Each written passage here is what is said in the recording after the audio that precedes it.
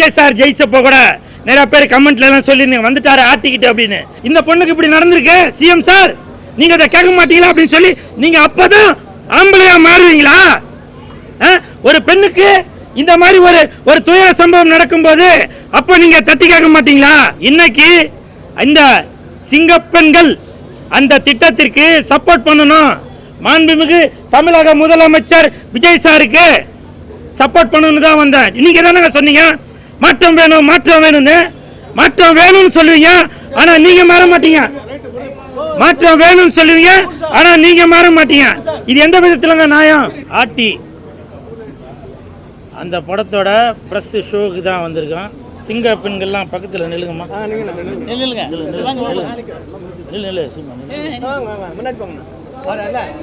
இந்த ஆட்டி படம் பார்த்தேன். படம் நல்லா அருமையாக இருக்குது. இப்போ உள்ள காலகட்டத்துக்கு ஏற்ற மாதிரி இப்போது சில பத்திரிகையாளர் கேட்டிங்க, பெண் வேடம் போட்டு வந்திருக்காரு கூல் சுரேஷ் அப்படின்னு. இதை தாங்க நானும் கேட்குறேன். சிஎம் விஜய் சார், மாண்புமிகு தமிழக முதலமைச்சர் விஜய் சார், நாட்டில் நடக்கிற அந்த சிறு குழந்தைகளுக்கும் பெண்களுக்கும் பாலியல் அந்த மாதிரி தொந்தரவுலாம் நடக்கக்கூடாது, அதை இறுதி வேரோடு அறுக்கணும் அப்படின்ற ஒரு எண்ணத்தில் தான் இந்த சிங்கப்பெண் திட்டத்தை கொண்டு வந்திருக்காரு. இப்போ அவங்க கேட்குறாங்க பெண் வேடம் போட்டு வந்திருக்காரு அப்படின்னு. ஒரு பெண்ணுக்கு ஒரு ஆண் சப்போர்ட் பண்ணக்கூடாதாங்க? இப்படி ஒரு விஷயத்திலையும் கேட்காம தள்ளி தள்ளி போனதால தான் இன்னைக்கு பெண்களுக்கு இவ்வளவு பிரச்சனை நடந்துட்டு இருக்கு. அப்போ நீங்க அந்த பெண்ணுக்கு ஏதாவது ஒரு சம்பவம் நடந்ததுக்கு அப்புறம் தான் நீங்க ஃபேஸ்புக்லயும் ஆன்லைன்லயும் போட்டு இந்த பொண்ணுக்கு இப்படி நடந்திருக்கு சிஎம் சார், நீங்க அதை கேட்க மாட்டீங்களா அப்படின்னு சொல்லி நீங்க அப்பதான் ஆம்பளையா மாறுவீங்களா?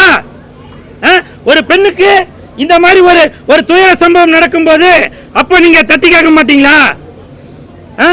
நடப்பதற்கு முன்னாலே இந்த மாதிரி சம்பவங்கள் எதுவும் நடக்கக்கூடாது என்று தட்டி கேட்பவன் தாங்க ஆணு. சும்மா இப்ப நான் கூட வேஷம் போட்டு வரல. ஒரு பெண்ணுக்கு, ஏன்னா நானும் அக்கா தங்கச்சியும் கூட பிறந்தவன். இந்த நாட்டில் ஏதாவது ஒரு பெண்ணுக்கு ஏதாவது ஒன்று நடந்தால் அது என்னுடைய சகோதரிக்கு நடந்த மாதிரி தான். அந்த ஒரு எண்ணத்தில் தான் இன்னைக்கு இந்த சிங்கப்பெண்கள் அந்த திட்டத்திற்கு சப்போர்ட் பண்ணணும்.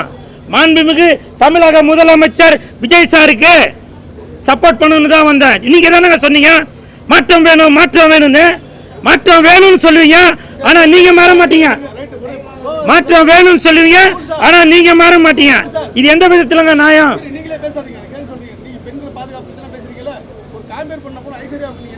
சார் இதை தான் சார் நான் இப்போ இல்லை இந்த சார் இந்த கருத்து இல்லை சார், இந்த கருத்து ரொம்ப நாளாவே இருக்கு. இப்போ சொல்றேன் சார். அன்னைக்கு சார் சொல்ற கேளுங்க சார். சார் கேள்வி கேட்டீங்க, நான் பதில் சொல்லுங்க சார். இல்லை சார் நீங்க கேள்வி கேட்டீங்க, நான் பதில் சொல்றேன் சார். அன்னைக்கு நான் மாலை போட்டது ஏதாவது ஒரு தவறான ஒரு விதத்திலையா? எல்லாருக்கும் மாலை போட்டாங்க, அந்த சகோதரிக்கு அந்த தங்கச்சிக்கு மாலை போடலையே அப்படின்னு சொல்லி போட்டதுதான். அந்த பொண்ணு வேற ஏதோ ஒரு இதுல அது ரியாக்ட் பண்ணிருச்சு, எல்லாமே மாறி போச்சு. இவ்வளவு சொல்றீங்களா? நான் பல உண்மைகள் சொல்லுவாங்க. அன்னைக்கு அந்த படத்தோட தயாரிப்பாளர் மன்சூர் அலிகான் என்கிட்ட என்னென்ன பேசியிருப்பாரு உங்களுக்கு தெரியுமா? தெரியாது. அன்னைக்கு அந்த படத்தோட பப்ளிசிட்டிக்கு கூல் சுரேஷ் தேவைப்பட்டான். எவ்வளவு பேர் எனக்கு எதிர்ப்பு தெரிவிச்சாங்க. அந்த மன்சூர் அலிகான் கூட திரும்பி ஒரு பதிலுக்கு கூல என்ன நடந்துச்சுன்னு எனக்கு தெரியும் அப்படின்னு ஒரு வார்த்தை சப்போர்ட் பண்ண. ஆனால் அந்த வீடியோவை எடுத்து மலையாளத்திலையும் கேரளாலையும் தெலுங்குலையும் ஆந்திராலையும் எல்லா இடத்துலையும் போட்டு பப்ளிசிட்டி தான் பண்ணாங்க. அன்னைக்கு ஏதாவது எனக்கு ஒரு பிரச்சனை நடந்திருந்தால் புரியுதா? அதனால இருங்க சார், நம்ம வந்திருக்கிறது படத்துக்கு சார். வேற ஏதோ கேள்வி கேட்டு தயவு செஞ்சு, ஏன்னா இன்னைக்கு லட்சக்கணக்கில் பணத்தை போட்டு கோடிக்கணக்கில் பணத்தை போட்டு இசக்கி கார்வண்ணன் அவர்கள் இந்த படத்தை தயாரிச்சிருக்காரு. இந்த படத்தில் நல்ல ஒரு கருத்தை சொல்லணும் அப்படின்ற ஒரு எண்ணத்தில் தான் இந்த படத்தை தயாரிச்சிருக்காரு இசக்கி கார்வண்ணன் அவர்கள். நீங்கள் கேட்டீங்க எதற்காக சிங்க பெண்கள் கூட பெண் வேஷம் போட்டு வந்திருக்கீங்க. இந்த படம் பார்த்தீங்கன்னா உங்களுக்கு தெரியும். 1870 நடந்த ஒரு உண்மை சம்பவத்தை 5 பெண்கள் தங்களுக்கு நடக்கும். சரிங்க சார், 10 வருஷம் நான் லேட்டாக பிறந்துட்டேன்னு வச்சுங்க. புரியுதுங்களா?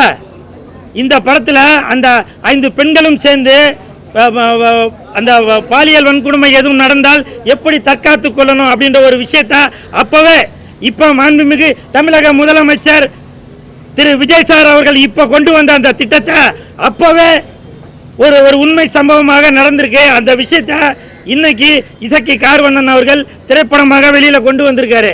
நீங்கள் கூட கேட்டீங்க, நீங்கள் இந்த மாதிரி படமே எடுத்துகிட்டு இருக்கீங்க, கமர்ஷியலாக ஒரு படம் எடுக்க மாட்டேன். இதுதான் அவர் நாட்டு மக்கள் மீது வைத்திருக்கிற ஒரு அன்பு, ஒரு பாசம். நம்ம தான் மாற்றம் வேணும் சொல்லிட்டு இருக்கோம். இந்த மாதிரி ஒரு விஷயங்கள் வரும்போது இந்த மாதிரி ஆட்டின்ற படத்தை நீங்கள் வெளியில் கொண்டு வருவீங்களா? அதை செய்ய மாட்டீங்க. சொல்றியா மாமா சொல்றியா அப்படின்னாக்கா அதுக்கு அடிப்பான், கிளாப்ஸ் பட்டாசு அடிப்பான், மோளம் அடிப்பான். ஆனால் இந்த மாதிரி ஒரு கருத்துள்ள படத்தை கொடுத்தாக்க அதுக்கு சப்போர்ட் பண்ணுவீங்களா? பொதுமக்களே பண்ண மாட்டீங்க. இப்போ நான் சொல்றேன் சார், மாண்புமிகு தமிழக முதலமைச்சர் விஜய் சார், இந்த ஆட்டி படத்தை நீங்க தமிழக அரசுக்கு பரிந்துரை செய்து விருது நீங்க தரணும் சார். ஏன்னா இது சம்பாதிக்கணும் அப்படின்ற நோக்கத்தில் இந்த ஆட்டி படம் எடுக்கல. முதல்ல ஆட்டி அப்படின்னா என்ன அர்த்தம் சொல்றேன்னு கேளுங்க. விஜய் சார் ஜெயிச்சப்போ கூட நிறைய பேர் கமெண்ட்ல எல்லாம் சொல்லியிருந்தீங்க, வந்துட்டாரு ஆட்டிக்கிட்டு அப்படின்னு. நான் இப்போ சொல்றேங்க, ஆட்டிக்கிட்டு தாங்க வந்தாரு. ஆட்டினா அது ஒரு தவறான வார்த்தை இல்ல, இலக்கணத்துல எடுத்து பாருங்க. ஆட்டி என்றால் ஆட்சி செய்வதற்கான அர்த்தம். அது புரியுதா? ஒரு ஆளுமை, அது ஆளுமையோட தான் விஜய் சார் வந்திருக்காரு. அதனால நீங்க ஆட்டின்னு சொன்னாங்க அது கொச்சப்படுத்த வேண்டிய வார்த்தையே இல்லை. நீங்க இந்த படம் பார்த்தீங்கன்னாக்கா தெரியும். அதே மாதிரி இந்த படத்துல காதல் சுகுமார் அவர்கள் நடிச்சிருக்காரு. அவரோட வசனங்கள் ஒரு இடத்துலையும் நல்லா கிளாப்ஸ் வருது. ஒரு இடத்துல கொஞ்சம் விட்டுருந்தா வாயிலே துப்பாக்கியில் சுட்டிருப்பான் அப்படின்னு சொல்கிற இடத்துல தேட்டரே நல்லா கிளாப்ஸ் பண்ணிச்சு. அது மட்டும் இல்லை, 2 சின்ன குழந்தைகள் அவங்க கூட நடிப்பு அப்படின்ற ஒரு மாதிரி இல்லாமல் ரொம்ப யதார்த்தமாக அந்த 2 சின்ன பசங்கள் நடிச்சிருந்தாங்க. இப்படி அனைவருமே இந்த படத்தில் அடுத்த படம் போட்டாங்க போல. ஓகே, வந்தெல்லாம் பேசியாச்சு. ஓகே.